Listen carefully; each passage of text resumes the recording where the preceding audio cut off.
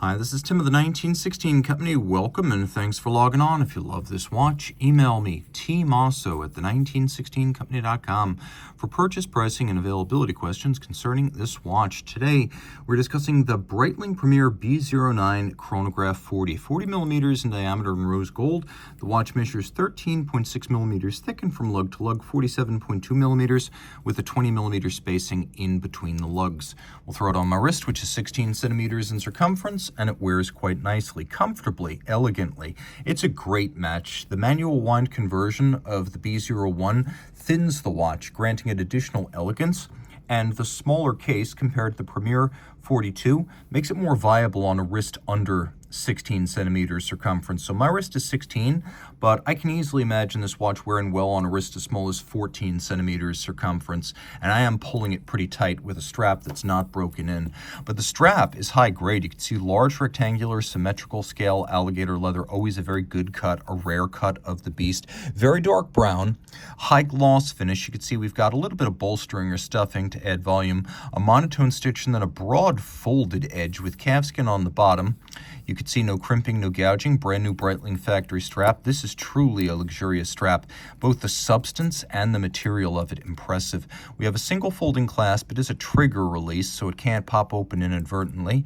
Note the combination of polish and satin, and on the bottom, you can see the standard marks. Single fold deployant. Taking a look at the case, it has these lovely mid-century modern strakes. The Premier collection launched in 1943, and so this watch actually hails from that original reference 760, but it looks a lot more like the modern version of a model that came out 2 years later in 1945, and that was the Breitling 777. So this looks quite a bit like the 777, and that's right down to the no-date dial, the twin register design, and the combination of evocative syringe hands with vertically arrayed Arabic numerals. Now, it is a very solid and substantial watch, so you may be surprised to find out, despite its dress watch ambiance, it is 100 meters water resistant with a push-down crown, but you can swim with a watch like that. So put it on a water-resistant strap. It may be more versatile than you thought. Let's take a quick look at the loom. You can see it does use Fotina, but there is no compromise to the luminescence of those two hands due to the sort of off-white or ecru coloration of that loom. We've got these lovely tapered lugs, and I love how the bevels expand and wrap around the ends of the lugs. We've got rectangular pushers that are satin-finished outboard with beveling on their side and then polished for contrast, and these sort of mid-century modern longitudinal strakes etched into the case. We've got a conical bezel with a step abutting a dramatically double-curved sapphire, cambered and boxed, designed to look like a vintage plexi. This is a vintage-style dial, and so we have these little marks on the chronograph subregister at 3, 6, and 9, because that's how long-distance phone calls used to be billed. We have a concentric pattern, or azurage, inside each of the subregisters. Now you can see we've got these lovely applique rose gold numerals with a tachymetric scale outboard that can be used along with the chronograph to gauge the speed of an object, such as a race car around a track or runners around a course. You just have to be good with mental decimals if you're going to be timing something as slow as a man on foot. The watch does feature a hacking seconds function. It's a manual wind watch. It's a no-date dial. Turning it all over, we have B09, which is essentially a manual conversion of the B01. 5-position adjusted, chronometer certified movement, 4 hertz beat rate, 70-hour manual wind power reserve. You have the column wheel for crisp function selection, and it feels really sharp.